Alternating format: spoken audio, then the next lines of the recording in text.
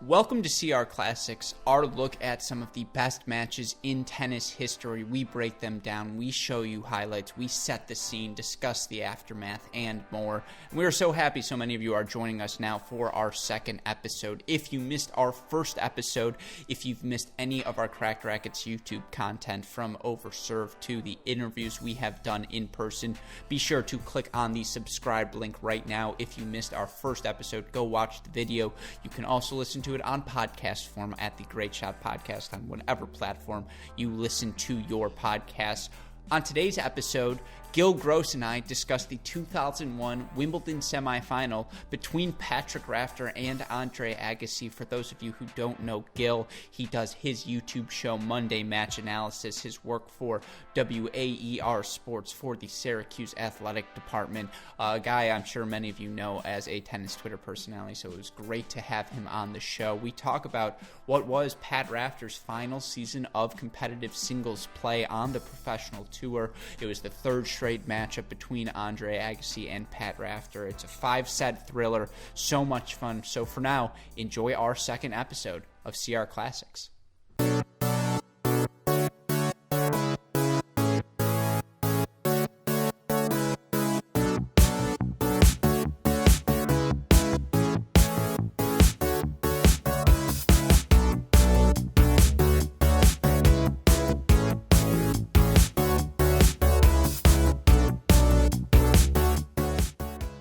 Joining us on today's episode of CR Classics, you may recognize his series, the Monday Match Analysis, with his beautiful background on video on YouTube, his work for WAER Sports for the Syracuse Athletic Program. Gill Gross, welcome to the, or I should say, hey, great shot, welcome to the show. It's great to have you. Thank you, Alex. It's a pleasure to be here. I've been enjoying some of your more recent pods, hitting a tennis ball against my garage and hoping I don't do irreparable damage. I feel like it's inevitable for all of us. You're going to crack a drywall. You're going to just chip something. And if you're not, you should probably reconsider what sport you're playing, because at that point, we're all so pent up. You know, that's just tennis, right? It would normally be unacceptable to hit the ball against the garage, but it's like, what am I going to do? No, it's so I'm no longer living at home. But if I had a dime for every time I was hitting against the garage and my dad came out, I was like, Alex, stop it. Like, it's just a banging noise or whatever. And nowadays, I was talking to him, and he's like, yeah, you know, your little brother was hitting against the garage and it was fine. I was like, are you kidding me?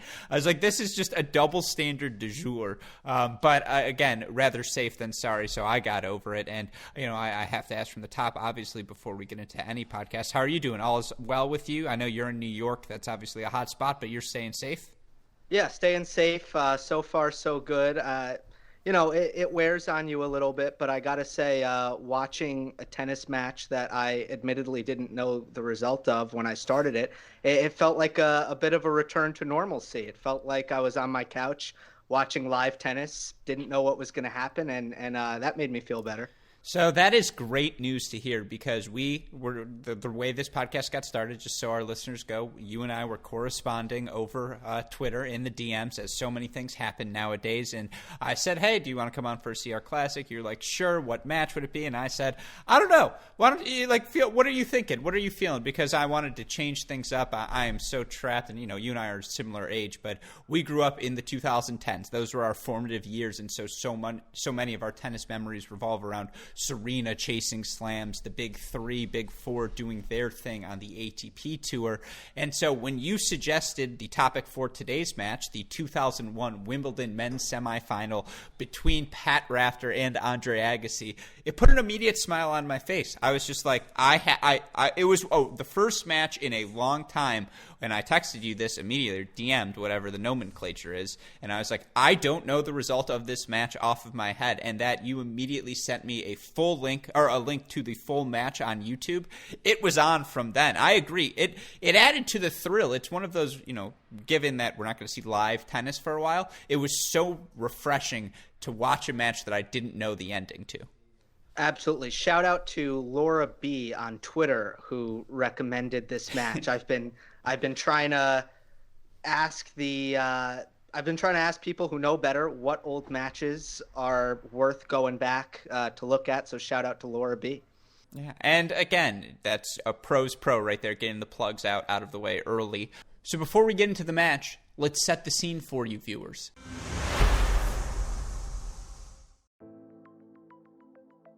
It's the 2001 Wimbledon Semifinal between Patrick Rafter and Andre Agassi. And for those of you who don't know, what was going on in 2001, what was going on for me, I was 5 years old, turning 6 later in the year. Obviously, this is, as a cultural impact in America, this match happened before 9/11. Just for some perspective, and so that's how long ago it was in reality. That's over 19 years, this Wimbledon, since this match was played. That's almost a full Alex, almost a full Gill Gross. So this one, it's stylistically, it's a different than what you're used to seeing now, certainly. And even let's start with the definition of the quality of the broadcast. It's not HD, and I'm not trying to be a snob, but I was a child of the 2010s. I cannot imagine growing up having to watch grass tennis, a green tennis ball on that green court with just the graphics the way they were, Gil.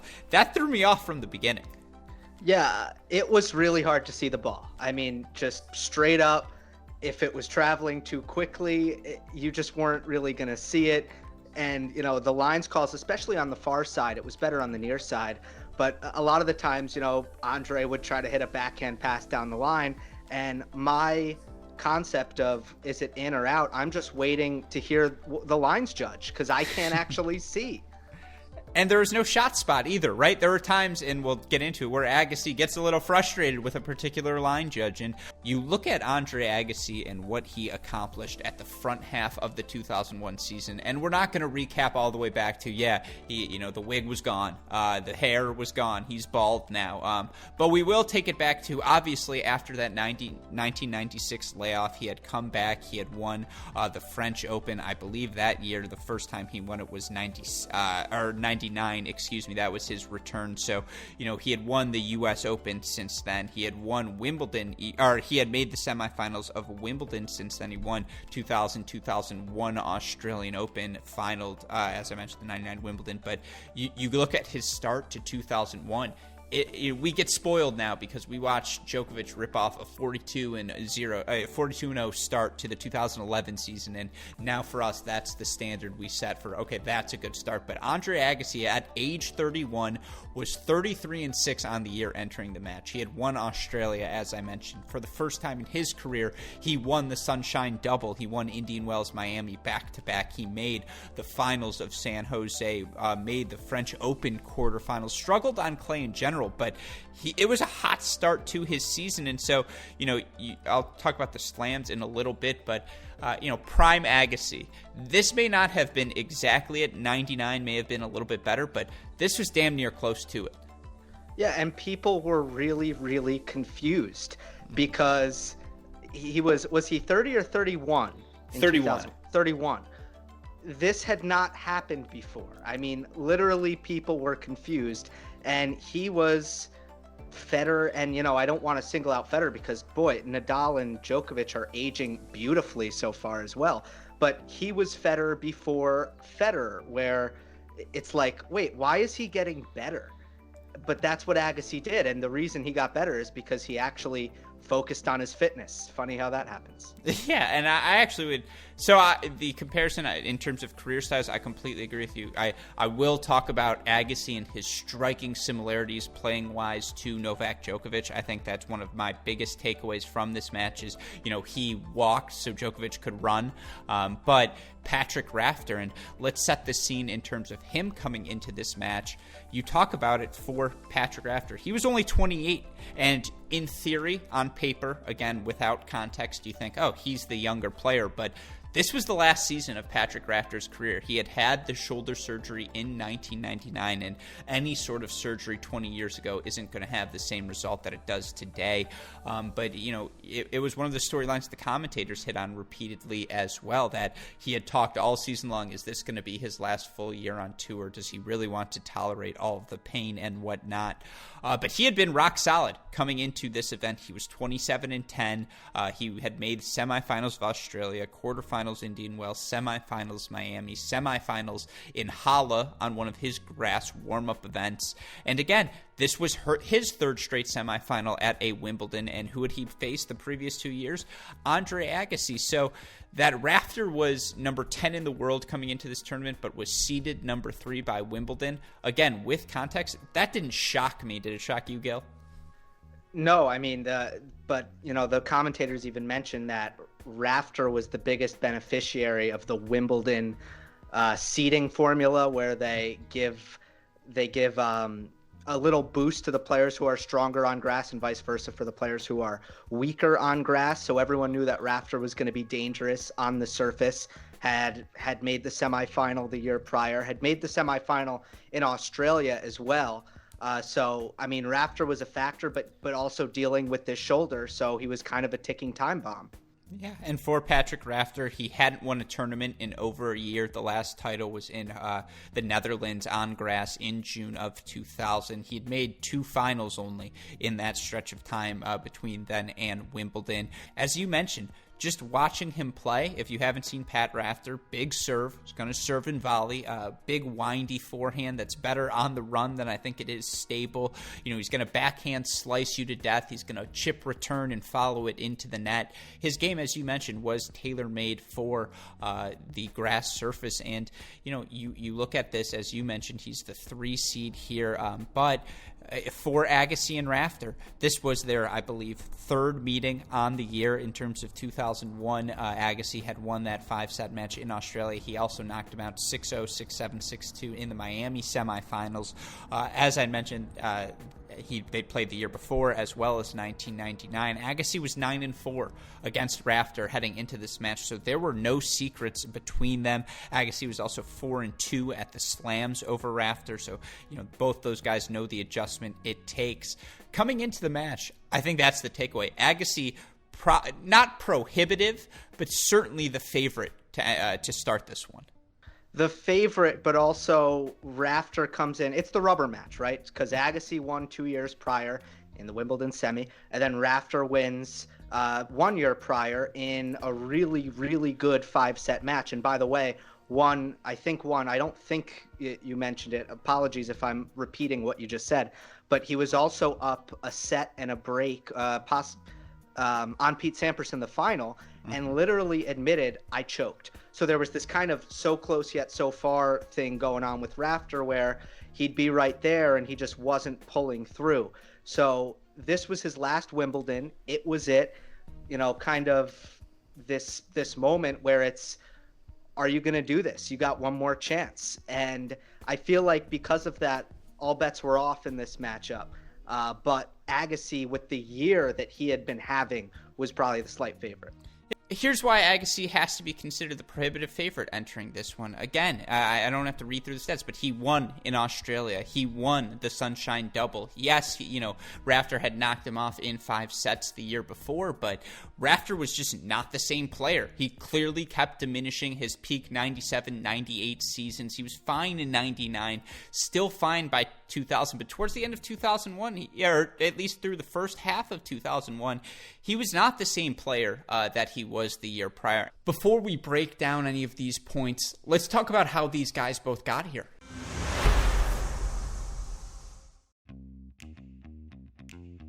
And so let's look at the roads to the semifinals. You talk about it for Andre Agassi, the number 2 seed.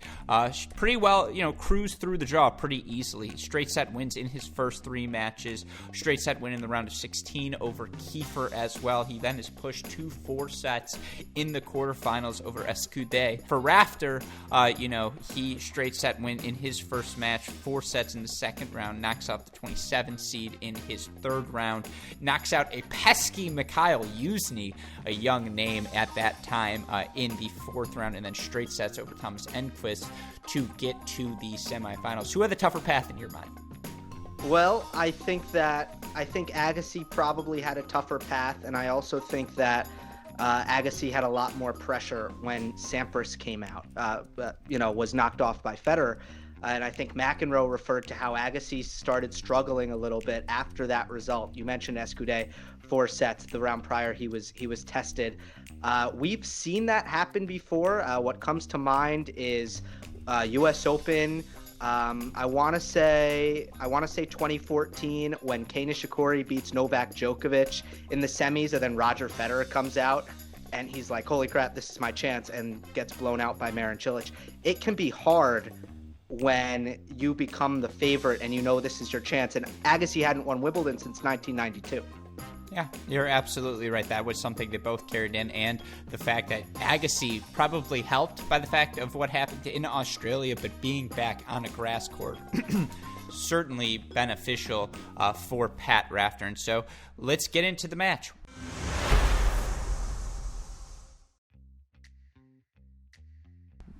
We talked about it at the start of set one, with Agassi being the favorite. The way he came out, he was on fire. The first set, 6-2 to Agassi in 24 minutes. They're on serve for a little bit there, but in game number 4, I believe Agassi breaks him in game number 3, with just some incredible backhand returns, backhand winners, just on the run passing shots. And that was the tone set from the beginning, is Agassi was not intimidated by the Rafter serve. He seemed to have a read on it from the get-go. Every return was dipped at the feet, and this is where I say the Djokovic comparisons come in, because A, you could tell Rafter's not serving as big as he did 97, 98 back then. His shoulder just doesn't have that in him at the start of this match. But B, Agassi's on the baseline, if not inside of it. And even when he stretched, he hit some slice, chip returns that still got on the feet of Pat Rafter. It was Djokovic before Djokovic. Yeah, I think Djokovic is the greatest. Djokovic and Murray are the greatest defensive returners of all time. But I still give Agassi the title of the greatest offensive returner of all time. I mean, let's face it, Djokovic and Murray don't exactly rip the winners and passing shots off the return, less serve and volley, so they get less opportunity. But to me, Agassi was the guy to just smoke a winner off a return more so than the other two. But you're absolutely right. Pat Rafter's second serve in this first set was getting brutalized time after time after time. It was incredibly ineffective.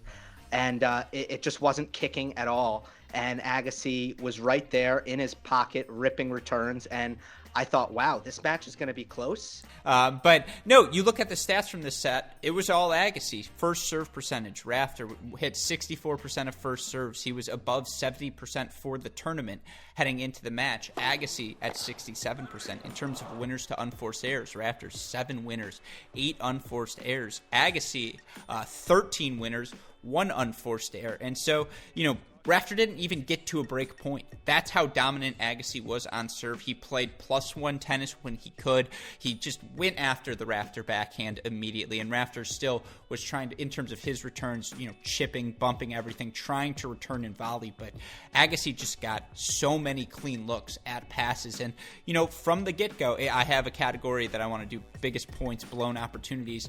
There were no big points. There were no blown opportunities. It was just all Agassi. And I really did think at the time that this is just going to be a blowout. Like, I completely agree to you. I don't know. Did you see, what were the things, if any, you were most impressed by Rafter? Did you see any signs of life?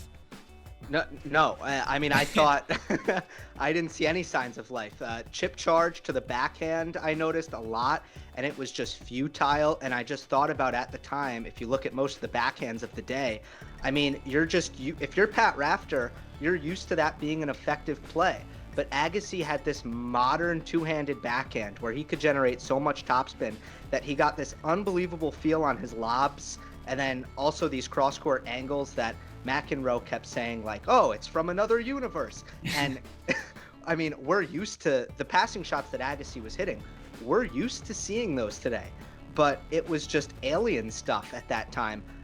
Ineffective second serves, was coming to the net and getting passed every time. Rafter had nothing in the first. Yeah, so in terms of my takeaways, I have the same list of things you just said, to try not to repeat myself too much, or repeat what you just said.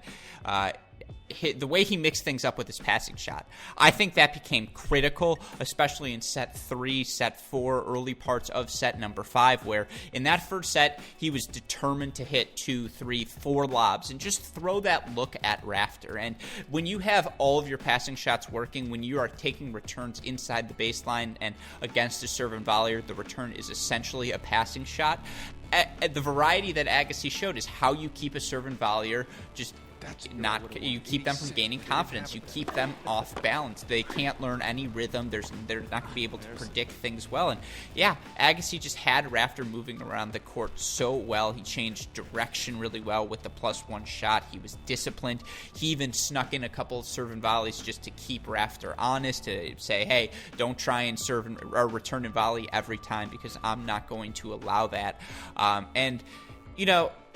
Do I want to do this now? I'll save it for the end in terms of how I think Rafter's game would translate to modern day, because that is one of the big takeaways from the match. But to your point of something you said in the setup, the commentators in this set, just brutal towards Pat Rafter. I mean, they kept emphasizing, that Rafter's fitness. He had sweat a lot, and he had shoulder problems. At one point, McEnroe talks about, I think he's like, which is why I wonder why he'd take time off. Might as well just shoot all of the bullets out of the gun, right? And when he said that, I was just thinking to myself, like, oh no. Like, Patty, not the take. And then after, he's like, well, I didn't mean it like that. I didn't mean blow your shoulder. But he talks about these things. And you just, the way they're setting the scene, the way that the tennis is playing out in front of you, you're right. After set 1, my takeaway was Agassi's going to run away with this. Yeah, that was my takeaway as well. And the fitness thing was emphasized in something I was watching really closely. In Australia, I know Rafter cramped up against Agassi. So what did he do? He cut the man bun, and stay tuned to find out if that worked. Oh, I love that. That's perfect. Yeah, the only other funny thing I would say was the last comment, something you harped on, and Westhoff, you can play the clip here. They talk about Andre Agassi at 31. They're like, he's the only guy to win multiple majors over 30. Or the only other guy to do it was Rod Laver. 30 love. And think of this, Andre is 31. There's only one man in the history of the Open era who's ever won 2 Grand Slam championships in the same year at age 30 or over. And that was Rod Laver in his Grand Slam year. And it's like, this is just not going to age well for you. Like, boy, are you in for a surprise. Wait till you learn of this thing called modern medicine. And again, why I'm ripping on them, they don't know that. At that time, that was the trend of the game. So it makes a lot of sense. But in retrospect, it's hilarious. Yeah, it is. But again, you really can't blame them. And you had players emerging at younger ages and then just dissipating at younger ages as well. I mean, you look at Rafter's career, Borg's career, that was somewhat mental. But they did have a lot of examples of players who were like, oh, I'm 27, that's enough. Yeah, no, completely right. And so again, with that backdrop, Agassi takes the first set 6-2. 3 set points for Agassi.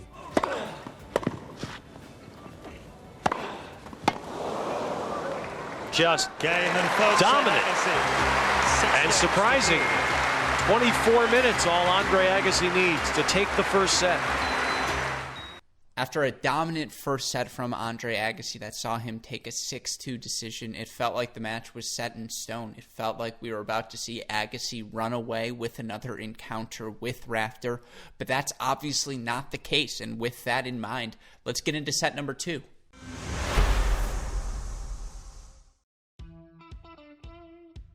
And you look at flipping of the scripts, right? That's a cliche. It's, the way this player flipped the script. But I can't come up with a better term. The second set is not the first set. It's just not. Rafter serves so much more confidently. He's more decisive. He's moving forward. His backhand chip returns are getting better depth.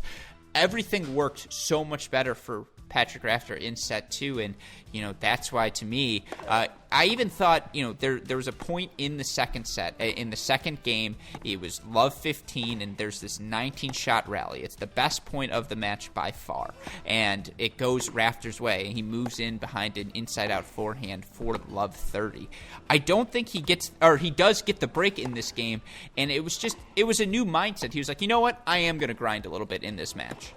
Oh, completely agree. I mean, there was a point after the first set where Pat decided, and this prevailed throughout the rest of the match, that sometimes I'm going to stay back because this guy's passing shots are way too good. And in the first game, I'm not going to say that Pat did it himself. Andre helped him out. There were 2 unforced errors off the second ball by Agassi. I think both were mid-court backhands, and Rafter breaks right off the bat. But I completely agree with you there. And on the serve, the second serve just started kicking. And I don't know if it was all Rafter's doing, just going after it more, being more aggressive, thinking, look, if I continue to hit my second serve like I did in the first set, I just have no chance. So I better take more risk. And he did double fault more, but he took more risk. And also the sun came out. And when the sun shines down on a grass court, it normally gets a little bit bouncier. And I wonder if that also played into Rafter's second serve because it was much better. Yeah, look, Agassi had 2 break points in the next game, and Rafter used big serves and followed them to the net closely to get out of those situations. And, beyond that, he really didn't face many break points throughout the rest of the set. He was just, so rock solid. Agassi in this set only had those 2 break points in that immediate aftermath. And, as you mentioned, the serve got a little bit bigger for Rafter. In terms of percentage, it went down 2 points, but it was clear he was going for more. He was going for more with his second serve, taking more chances. And in this set, he hit 18 winners against 7 unforced errors, so significant improvement to the 7-8 ratio from set 1. You look again at the biggest points in this game, that love 30 point Rafter plays in the 3-1 him serving game, the 15-30 point he plays after. He just comes up with a couple of good sticks to save break points, and there were a couple times Agassi hit swinging volleys as his chances, as just trying to take risks, and they didn't work because Garana. Now I just keep on saying Garan now, but Rafter stayed solid. He moved forward. He played confidently. He played he played to win. He didn't play not to lose, and that was the biggest change for me.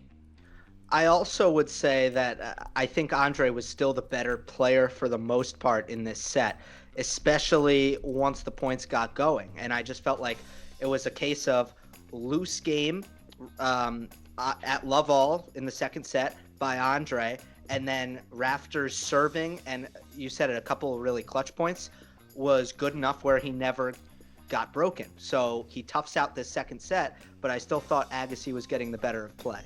Yeah, and it was in that third game, by the way, where it went the put-away volley for Rafter sailed, love 15. Agassi keeps a return low, gets a clean look at a pass, which Rafter sails long for love 30.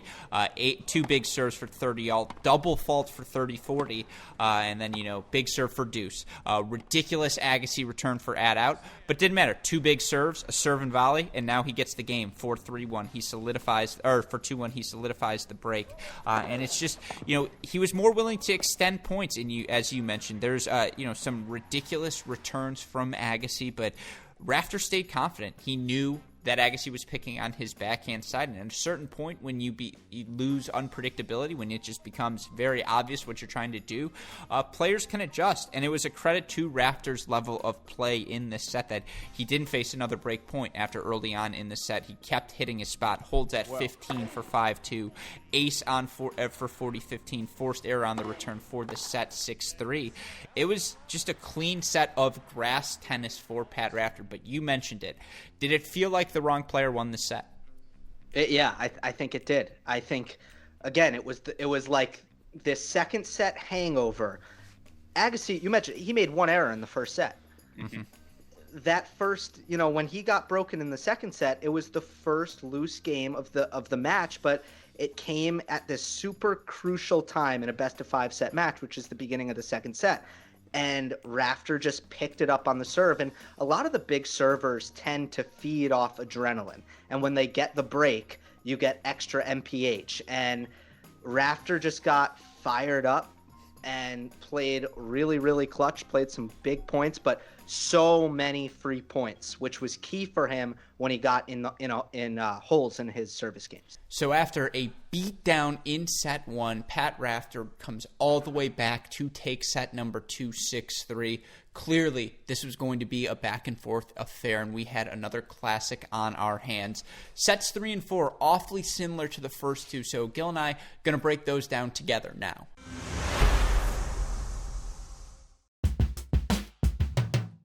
You talk about these sets, and they're pretty fairly similar in terms of clones to what we saw in sets 1 and 2. Just in set number 3, Agassi gets the break on Rafter in the 3-2 game. He breaks 4-4-2, and he holds on to it. And you look at the numbers in that set. Again, Rafter, no break chances after having 2 break chances in set number 2. Agassi, 2 break chances. He converts one of them. He stays at 3 of 7 for the match. He was, in this set, 10 winners against 3 unforced errors for Rafter, 15-12. And then in set number 4, it was just the exact same reversal. Rafter gets his break once again pretty early in the set. He gets it in that 6th game after a critical hold where Agassi did have a couple of chances to extend the game to deuce, and he got to multiple deuces. But then, there was just a couple of 9-shot rallies, a couple of 9-8-shot rallies, these intermediate types of points where Rafter would wait for the right slice because Agassi just kept patiently attacking the backhand, waiting for it to break down. And then there's this 26-ball rally that there was multiple slices. They were down the line shots for Rafter on 30-all, and he goes down the line, he follows it in, and he wins the point. So there kept being these physical transformations, right, where Rafter would be locked in and then Agassi would just wear him down. Then Rafter would lock back in. It did feel like the pace of this match, the tone of this match, so often was based on Pat Rafter's level of play. I would agree with that but here's the thing. I think on Agassi's side of the net, he was thrilled with how this match was being played because ever since the first set, Rafter was a little bit scared off, from the I dare you to pass me tactic. That tactic wasn't happening. Rafter would rather stay back. And I think Andre was, okay, great, I'm going to move you around, and even if I lose some of these long rallies, there's no way your gas tank can take this. This was Andre's world. And in the third set, that's exactly how I would think Agassi would want to win a set against Patrick Rafter, and he did it. And in the fourth set, it's the same exact tactics. I'm thinking Pat Rafter is screwed here. This is not the match he wants to be playing, especially on his return games. He's doing so much running, and after the McEnroe propaganda about how he's going to cramp, I thought that Rafter's gas tank would probably become a problem. But in that 6th game in the 4th set that you mentioned, 2-3 Agassi serving, Rafter wins a ton of these marathon rallies that you would think would be right in Andre's wheelhouse, the exact kind of rally that you would think Agassi would come out on top of. Yeah, I think you hit it spot on there, and it's the difference between how the breaks were gotten in sets 3 and in set 4. In set number 3, it was this 30-all point third game of the match, and Rafter had a chance to get that break point there, and he had clearly been having fairly successful when he had gotten to break point. But Rafter hits an overhead. Agassi manages to track it down, and he's scrambling, and he ends up winning the point 4-40-30. He holds there. In that 6th game, again, just a couple of laced returns at the feet from Agassi to draw the +1 errors. There's a double fault for Adoud, a low return from Agassi, a Rafter serve and volley error, 4-2. At that point, McEnroe says, that was a weak game from Rafter. And you mentioned it, you were thinking it, McEnroe was thinking it, I was thinking it. It just felt like that match was over. 40-15. This is a sort of a minor moral victory because he's down a break. He's down 40-love in this game. Things are looking bleak for Rafter in this set. But yeah, you then flip it to the 4th set, as you mentioned, and there were multiple times, multiple long rallies where, that 6-game 30-all point, 26-ball rally, and it goes the way of Pat Rafter. That's not what the majority of this match what you'd think it would look like. But I thought Rafter routinely, when he was able to extend the shot past 10, when he was patient, because Agassi wasn't going big down the line often. Agassi, as you mentioned, was thrilled with the pace of the match and the format of the match, the point construction. But Rafter just hung in there. He stayed alive. And this is where, to call him a choker throughout the first 2/3 of this match and the way he flipped the script in that fourth set, this guy's got huevos, right? Like, it was incredible mental fortitude. Yeah, he showed really, really great consistency, shot tolerance, patience from the baseline, which was just not his MO at all. But, I mean, you just weren't getting a lot of errors from the baseline from Rafter. And there was a certain point where I was thinking, okay, this is a bad thing. He doesn't have the weapons to finish points from the back. Sampras has had a massive forehand where he could just pull the plug and be like, I want to save energy. Let me just try to rope this forehand for a winner. And if I make an error, okay. Rafter didn't have that shot, especially on the backhand. He had no choice but to basically just trade it. He couldn't really attack on his backhand. He did it a couple times in big spots, but he hung tough. You said it. Agassi and Rafter decide to mirror one another in sets 3 and 4. Agassi gets a 6-3 set to his collection, Rafter 6-2 in the fourth, and we get the fifth set we deserve. And it was a back and forth affair. It was one of those sets where there was no tiebreaker, and we're treated to a little bit of bonus time, but not before a ton of drama transpires beforehand. With that in mind, let's talk about deciding set number 5.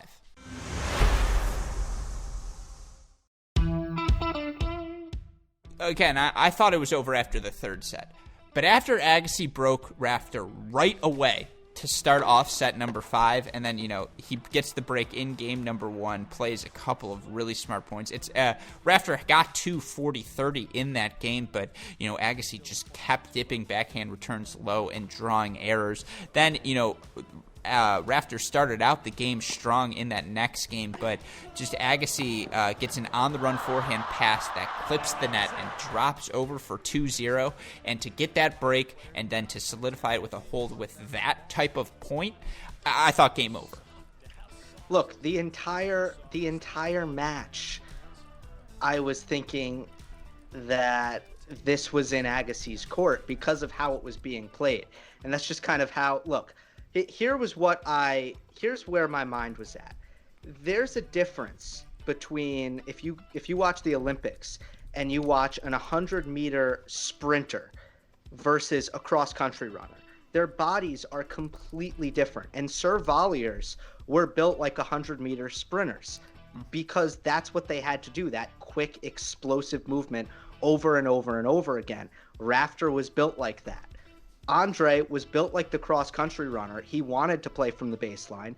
And when they were playing these marathon rallies from the baseline, even if Rafter was coming out on top, I just thought, okay, Rafter's won 2 sets here, but he's going to be dead in the 5th.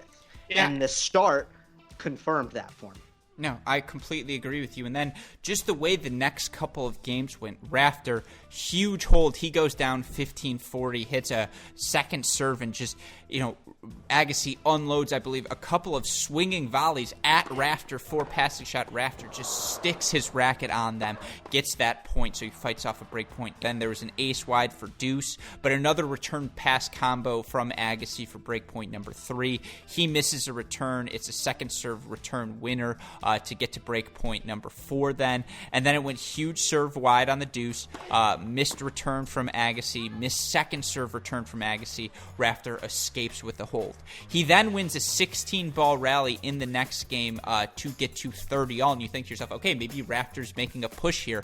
But no, he doesn't. Ace wide, beautiful serve and volley from Andre to get to 3-1. And at that point, you think, not only did Agassi push Rafter in that next service game, but Agassi just dug himself out of some trouble. And it's not as though Pat Rafter had a bunch of breakpoint chances outside of set number 4 in this match, and you just think to yourself, maybe this one is over.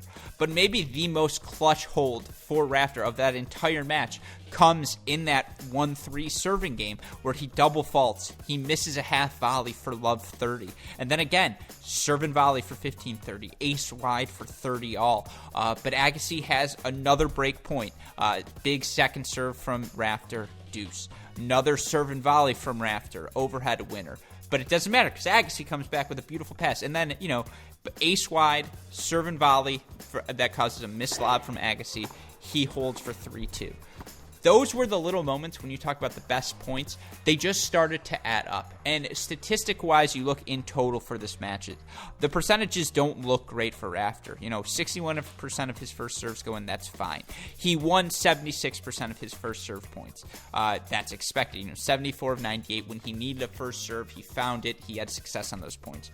But it also makes a ton of sense that he was 29 of 62 for 46% on the second serve. It really came down to those thinnest margins, and just for Rafter, he found first serves when he needed them. He served himself out of difficulty, so many times. Agassi had 6 break points in the 5th set, but ultimately, let's talk now about that 4-5 game, because I was shocked. John McEnroe was clearly shocked when Rafter came back to get the break for 5 all. Yeah. So of course, Agassi had chances really in every single Rafter service game. It literally could have been a 6-love set if Agassi had converted on his break points. And credit to Rafter for the big serving, but also dug out a nice half volley on a big point when Agassi missed the lob as well. So it's 5-4. Andre has been cool as a cucumber the entire match. And Rafter plays, without a doubt, the best return game of the entire match. Yeah, I completely agree with you. That 30-15 point. It's a 14-shot rally. And once again, he waits for the right backhand. He takes it down the line, approaches behind it. He draws an error. 30-all point, second serve backhand slice return that he moves forward behind, draws a passing shot error. 30-40 point, 12-ball rally, ends with a Rafter cross-court volley at the net that he cut off as he was moving forward. He gets the break for 5-all. Those were the patterns we saw from him in sets 2 and set 4, but even when he was losing, those were the things he was trying to do, and to his credit, he weathered the Agassi storm. And, after Agassi gets broken for 5-all, what was so incredible is he actually had a breakpoint chance at 6-all too, that he didn't immediately fall apart. But you could just see on his face, after 5-all, is how am I still out here? I have hit so many great backhand passing shots, and he really did. But somehow Rafter just survived.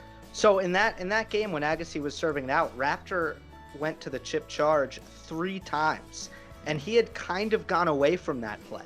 So with Agassi serving for the match, for Pat to be like, okay, this might be different, so let me put the onus on Agassi again. Agassi passed him once, didn't on 2 other occasions, but the down the line backhand at 30-all, had he hit that shot all match, Pat Rafter hits over a backhand and rips it down the line for a winner. I literally don't think we saw that the entire match. No, I agree. Certainly we saw some slice backhand cross courts that got Agassi uncomfortable. Again, in that game that he breaks back, there's a 14-shot rally that goes his way. There's a 12-ball rally that goes his way. He showed the patience in the biggest moments versus Andre, who I think just got a little bit tentative. It is way harder to hit a passing shot at 5-all in the 5th than it is at 3-1 in the 1st, or than it is at 4-2 in the 3rd. It's crunch time, and so it's a credit for Rafter for putting the onus on him repeatedly. And then, as you mentioned, that 14th game. Which is the game, that 6-7 game Agassi is serving. And again, it's not as though Rafter had a ton of break chances. He didn't have a single break chance until that 5-4 serving game from Agassi in the 5th set. And you just look at the patterns from Rafter, as you mentioned. There was a blown backhand approach, but there was then a 12-ball patient rally that led to an Agassi backhand unforced error for love 30. A backhand return and volley, or I should say, a slice backhand return and volley drew the error for love 40. 2, big shots from Agassi to get to 30-40. But you're right, the forehand slice return, Agassi's like, you know what, I've seen enough of the chip and charging, I'm going to come in. He hits a backhand to the Rafter backhand, and I mean, Rafter hits a one-handed backhand cross-court pass. That was absolutely the first one he had hit the entire match. It was ugly. He told Bud Collins after the match, quote, I hit one of those ugly looping backhand passing shots I have. It usually hits the back fence, but it dropped in. Yeah, that was the right play by Agassi on match point. This guy is not comfortable. Rafter is not comfortable hitting a backhand passing shot under pressure, but he did it. And I felt like there was a certain point where Rafter showed so much heart and put so much pressure on Andre that Agassi's baseline game began to deteriorate for the first time late in the fifth set. You said, I think he got tentative. I thought he got frustrated. We're splitting hairs here, and a little bit panicked and surprised that basically that Rafter was staying back and being patient and asking Andre to do damage from the baseline. So Rafter completes the dramatic comeback, 8-6 in the fifth set over Agassi. He advances to his second straight Wimbledon final. How did it all happen? What were our biggest takeaways? Let's talk about that now in this segment.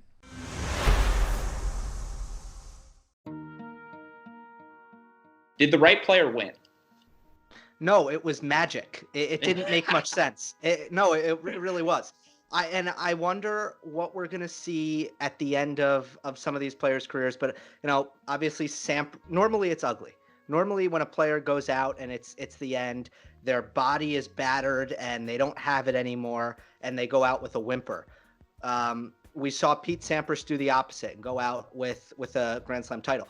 But this was an example, I think, where Rafter had just a superhuman never say die mentality, because it was the last push of what was a somewhat illustrious career, and a pretty long time at the top of the game.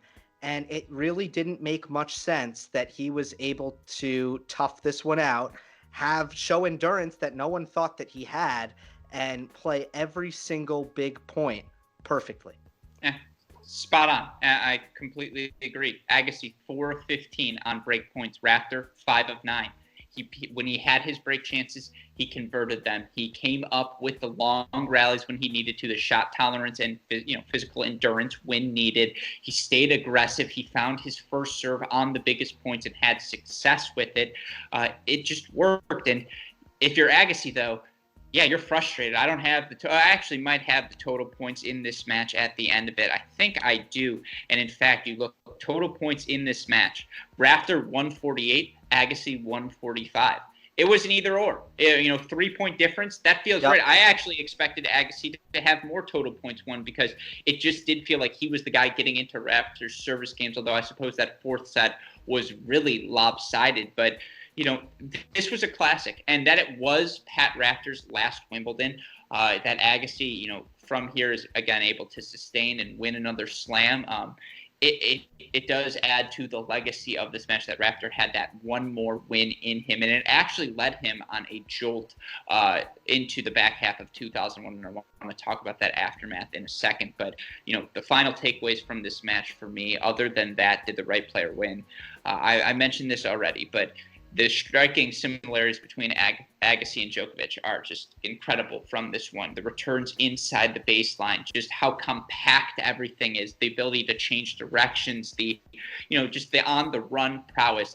That being said, there was no sliding in this one under any circumstances. Only a couple of times players got misfooted because it was like, yeah, I'm not going for that. I can't turn around. So again, another testament to Djokovic's ankle flexibility, I suppose. I could see Roger Federer playing there. I could not see, and this gets to the bigger question. I guess you talk about the quality of tennis in this match and how would these guys fare now?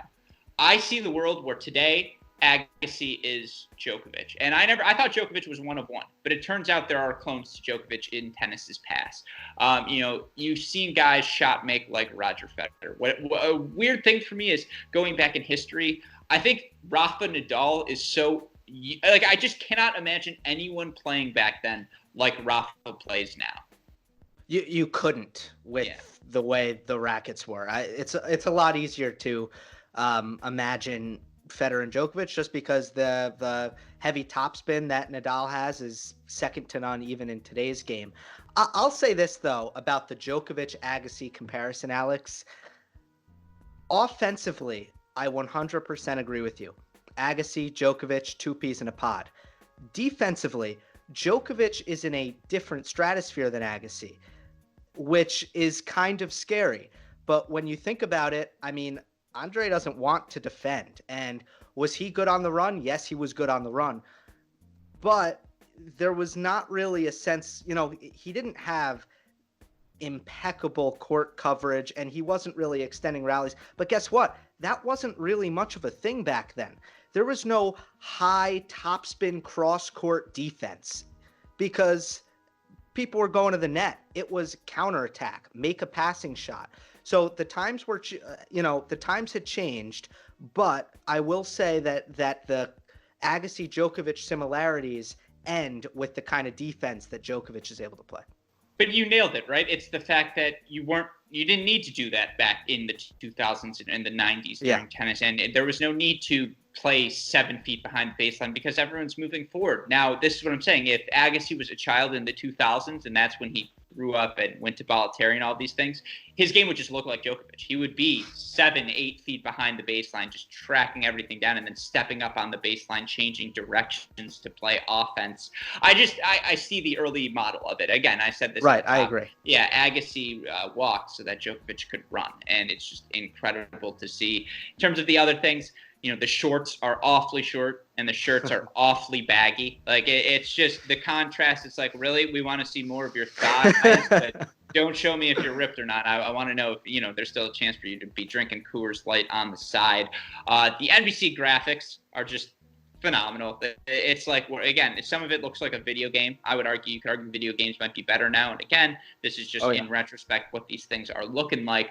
But something you pointed out, no scoreboard during the match. Mind-blowing. This was the number one development in live sports. The number one thing that's different about the experience we get when we watch any sport is that at some point in time, people figured out to put the score on the screen. And it's mind-boggling to me that was something that took a really long time, but it did. And it really makes a difference. This is the sort of match that has reverberations beyond just the 2001 Wimbledon. It shaped the rest of Patrick Rafter's 2001 season. It shaped our final memories of him. It continued to motivate Andre Agassi to further heights in the back end of his career. We want to talk about next the aftermath of this 2001 Wimbledon semifinal.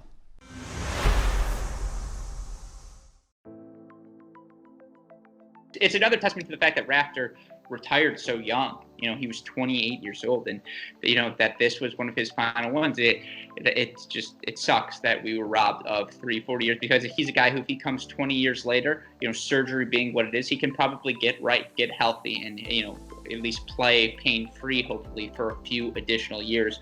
But let's talk about Andre Agassi real quick, because you look at his aftermath and just the way things changed for him after this one. He sort of fumbled down the stretch, 12-8 the rest of the year, won in LA, made the US Open quarterfinals, but his season really tailed off after the incredible start. Now, it didn't matter, because post-2001, he wins a Slam title, makes 2 other Slam finals, 2 semifinals, 5 quarterfinals, earns 5 more Masters titles over the next couple of years, after those years as well. And he didn't vacate the top 10 until 2005. And you look at what he accomplished in this season. Australian Open champ, quarterfinals at all 4 majors, won the Sunshine Double, 4 titles in 18 tournaments, 45 and 15 overall.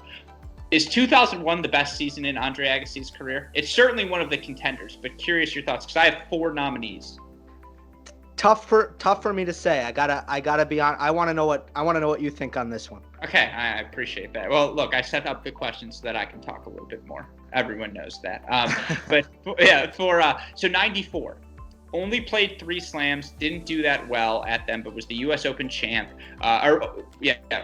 Yeah, U.S. Open champ, semifinals of the Masters Cup, Canada Paris Masters champ, finals Miami, 5 titles in 19 tournaments, 52-14, reached number 2 that season, 14 top 10 wins. That's nuts. 95, which is the leader in my clubhouse. Australian Open champ, U.S. finalist, quarterfinals of all 4 slams. Miami, Rogers Cup, Cincy's Masters champ, 7 titles in 16 total tournaments, 73-9 that year.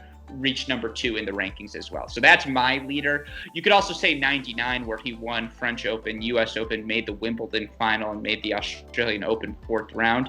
But he won 5. Won the U.S. Open that year too in 99. So he was in the final of the last 3 slams that year. Beat Todd Martin in 5 sets at the U.S. Open. Beat the Ukrainian Medvedev at the French. Yeah, and again, reached number 1, right, that season. Yep.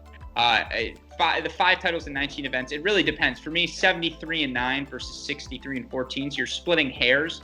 But he was really good in 95, and, physically that lines up. But he was really good in 99 too. So my point being, what it extended, he had 2 peaks really. 94 through that 96 Olympics, and then 99 probably all the way through to 2003. And that's just incredible. He was the trendsetter. He was the first to go, 30 over 30 to show this sort of level. And look, he beat Rafter in the year-end finals in Rob Rowden at 2-4. He ends up with a 10-5 career record over Pat Rafter. But you look back at this match, this was really Pat Rafter's final curtain call, right?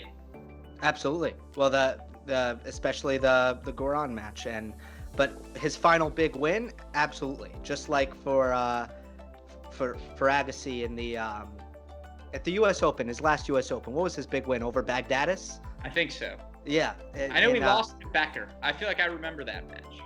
Yeah, I think he had an epic victory over Baghdadis in his last U.S. Open, and that was his last big win. For Rafter, the last win that everyone's going to remember is absolutely this Wimbledon semifinal. Yeah, and I'm looking at it right now for Andre Agassi. I had to look it up immediately. That he beat Baghdadis, you're right, 7-5 in the 5th, and then lost to Becker in 4. Good memory by you. That's called teamwork. That's yes. We've been on the pod for a little bit, so we've got it rolling. So then, my last question before we wrap things up: when you look at the legacy of this 2001 Wimbledon, and this match in that history as well. This was one of those awkward turning points where it's like, hey, we don't, Federer's not ready. That generation not quite ready. The Roddick Hewitt generation also still probably a year or 2 away. But there are a lot of talented players. It's parity. I just love seeing the parity, and that's something I miss so much at Grand Slams. Yeah, the parity sticks out, but also the diversity in styles. And that's my biggest takeaway from what we saw in this match is I don't think, well, look, I know this doesn't exist anymore because Pat Rafters are extinct. They do not exist anymore. And it reminds me, the only comparison I can think of is a mixed martial arts comparison. When that sport, John Wertheim has said that MMA is just, tennis is just MMA with a racket. In the early stages of MMA, you had stand-up fighters and ground fighters, and there wasn't much in between, and it was clashing of the styles. Which style is better? And that's what a match like this kind of reminded me of. Now, joke's on us because Rafter was incredible from the baseline and won the match a lot, from the baseline. But at the end of the day, I feel like Agassi's style really put Rafter's style out of business when it was all said and done. And we saw the shift in the game, but it was fascinating to see that clash. Yeah, the slight counterpoint would be, hey, maybe Rafter should have been a grinder. Maybe he would have had more success. He had so much success in this one against Agassi, right? He was actually just like 5 years behind the curve. But no, it was a bridge match, certainly. You don't see that relentless serving and volleying from too many players today, and the ones who do it, it's a very thin margin to be successful. You have to serve like an Isner, like a Raonic, and with all due respect to Pat Rafter, in 2001, he didn't serve like that. Well, when you serve 140, there's no time to get to the net. It's actually not a good way to serve volley. So I actually loved watching Rafter mix up his spots here, mix in the body serve more than I've really seen a modern player do it, and give himself time to come to the net. It was great to watch. So that's it for our second episode of CR Classics. I want to give a huge thank you to Gill Gross once again for taking the time to join us. That 2001 semifinal, not something I would have thought of on my own, so shout out to him for the recommendation. And to all of you fans out there, be sure to go check out all of his content. It truly is tremendous. Want to give another shout out to our friend Voltage Purple. And look, I don't make the names up, folks. That's just the YouTube account that had this match streamed, and I wouldn't have been able to watch the match without that. So shout out to you, Voltage Purple. Shout out to super producers Max Fligner and Daniel Westhoff for the of an editing job they do day in, day out. That'll do it for this edition of CR Classics, but I promise we've got this content and more coming. Go subscribe to our YouTube channel. Don't miss anything we do by setting our website, crackedrackets.com, as your homepage. But for now, you've been watching CR Classics.